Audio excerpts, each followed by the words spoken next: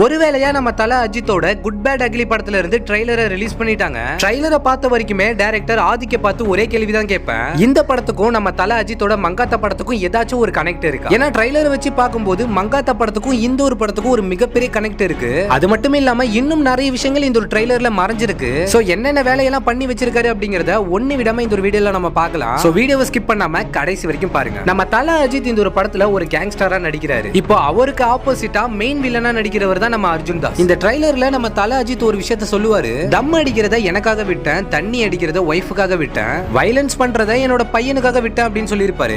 So ஆக மொத்தம் நம்ம தல அஜித்துக்கு ஒரு ஃபேமிலி இருக்கு. சோ ஒரு கேங்ஸ்டரா இருந்த இவர் ஃபேமிலிக்காக எல்லாத்தையுமே விட்டுட்டாரு. ஆனா நம்ம தல அஜித்தோட பையனுக்கு ஒரு பிரச்சனைன்னு தெரிஞ்சதும் மறுபடியுமே வயலன்ஸை கையில எடுக்கிற மாதிரி தான் இந்த ஒரு ட்ரைலர் அமைஞ்சிருக்கு. சோ இதை பேசிக்கா வச்சுதான் நம்ம ஆதிக் ரவிச்சந்திரன் இந்த ஒரு படத்தையே மூவ் பண்ண போறாரு. அது எப்படி மூவ் பண்ணுவார்னா, ட்ரைலர்ல ஒரு சீனை காட்டுவாங்க. நம்ம தல அஜித் அவரோட கையில அவரோட பாஸ்ட் லைஃப் போட்டோவை வந்து பாப்பாரு. அந்த ஒரு போட்டோவை நல்லா கவனிச்சு பாருங்களேன். ஏன்னா அந்த ஒரு போட்டோவை நல்லா கவனிச்சு பாத்தீங்கன்னா பில்லா படத்தோட பிக்சர் இருக்கும். இது மட்டும் இல்லாம இவர் இதுக்கு முன்னாடி நடிச்ச வரலாறு, தீனா, வில்லன், மங்காத்தா படத்தோட ரெஃபரன்ஸ் கூட இந்த ஒரு ட்ரைலர்ல காமிச்சிருப்பாங்க. குறிப்பா இந்த ஒரு படத்துல மெயின் வில்லனா நடிக்கிற நம்ம அர்ஜுன் தாஸ் இருக்காரு. அவர் வந்து ஒரு சீன்ல மங்காத்தா படத்துல நம்ம தல அஜித் பேசின அதே வசனத்தை நம்ம அர்ஜுன் தாஸ் இந்த ஒரு படத்திலுமே பேசியிருப்பாரு. அது மட்டும் இல்லாம 1996ல வந்த நாட்டுப்புற பாட்டு படத்துல வரக்கூடிய ஒத்து ரூபா சாங் ஒரு டைம்ல பயங்கர ட்ரெண்டிங்ல இருந்துச்சு.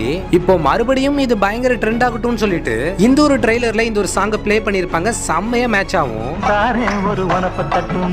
இந்த ட்ரைலருக்காக இவங்க இந்த ஒரு சாங் மட்டும் யூஸ் பண்ணல. இதே போல மலேசியாவோட தமிழ் ரேப்பரான டார்கியோட புலி புலி பாடலை மறுபடியுமே ரீக்ரியேஷன் பண்ணிருப்பாங்க.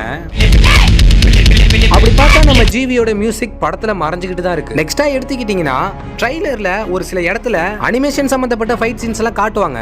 அதுல ஒரு இடத்த நீங்க நல்லா பாத்தீங்கன்னா நம்ம தல அஜித்துக்கு கூட இன்னொரு ஒரு முக்கியமான கேரக்டர் ஒளிஞ்சிருக்கிறத நல்லாவே காட்டுவாங்க. சோ இது இந்த ஒரு படத்துக்கு ஒரு டபுள் ரோலா இருக்குமா, சோ இல்லனா இந்த ஒரு கேரக்டர் இந்த ஒரு படத்துக்கு ஒரு மிகப்பெரிய தூணா இருக்குமான்னு தெரியல. ஆனா நம்ம டைரக்டர் ஒரு விஷயத்தை நம்ம கிட்ட இருந்து நல்லா மறைக்கிறாருங்கிறது மட்டும் நல்லாவே தெரியுது. அதே போல நான் ஏற்கனவே சொன்ன மாதிரி மங்காத்தா படத்தையும் இந்த ஒரு படத்தையும் எப்படி கனெக்ட் பண்ணுவாங்கன்னா, எனக்கு தெரிஞ்ச வரை இந்த ரெண்டு படமும் அவ்வளவு ஈஸியா வந்து கனெக்ட் ஆகாது. இருந்தாலும் இந்த ஒரு படத்தோட ஹீரோயின் எடுத்துக்கிட்டீங்கன்னா நம்ம த்ரிஷா.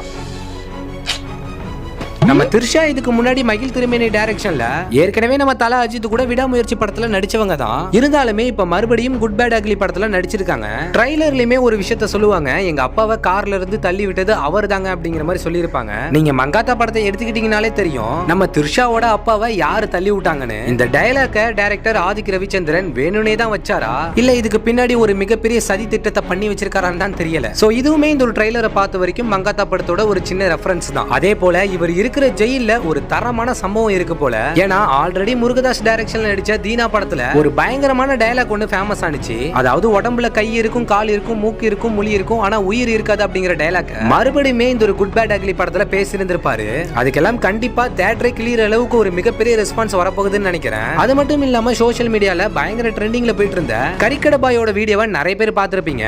இதுல அவர் சொன்ன இருங்க பாய் அப்படிங்கிற விஷயத்த ஏற்கனவே நம்மளால ரெண்டு படத்துல பார்க்க முடியும். ஒன்னு நம்ம சூப்பர் ஸ்டாரோட கூலி படத்துல, இன்னொன்னு நம்ம மணிகண்டனோட குடும்பஸ்தன் படத்திலையும் பார்க்க முடியும். இப்போ நம்ம தல அஜித்தே இருங்க பாய் அப்படின்னு சொல்லும்போது இப்ப இருக்கக்கூடிய சோசியல் மீடியா எந்த அளவுக்கு தீயா வேலை செய்யுது அப்படிங்கிறது நல்லாவே தெரியுது. அது மட்டும் இல்லாம இந்த ஒரு படத்துல நம்ம தல அஜித்தோட லுக்கும் சரி, நம்ம தல அஜித் யூஸ் பண்ற காருமே பாக்குறதுக்கு ரொம்பவே டிஃபரெண்டா தான் இருக்கும். சோ ஓரளவுக்கு பார்க்கும்போது நம்ம தல அஜித்துக்கு கண்டிப்பா இந்த ஒரு படம் ஒரு தனிப்பட்ட முறையில மிகப்பெரிய பாக்ஸ் ஆபீஸ் கலெக்ஷனையும் பார்க்க போகுது. ரொம்ப நாள் கழிச்சு இந்த ஒரு ட்ரைலரை பார்க்கும்போது ஃபேன்ஸ் கிடையே இதுக்கு நிறைய எதிர்பார்ப்பு வர இருக்கு. சோ ஒரு ஃபேன் பேஸ் சம்பவமா வர ஏப்ரல் 10ஆம் தேதி டைரக்டர் ஆதிக் ரவிச்சந்திரன் ரசிகர்களை ஏமாத்தாம ஒரு நல்ல ஒரு தாறுமாறான படத்தை கொடுத்தாலே பெட்டரா தான் இருக்கும். சோ நீங்க இந்த ட்ரைலரை வச்சு பார்க்கும்போது உங்களோட கருத்து என்ன அப்படிங்கறத மறக்காம கமெண்ட் பண்ணுங்க. சோ கண்டிப்பா உங்க சைடுல இருந்து ஒரு தேரி இருக்கும். சோ அது என்ன அப்படிங்கறத நானும் கொஞ்சம் கேட்டு தெரிஞ்சுக்கிறேன்.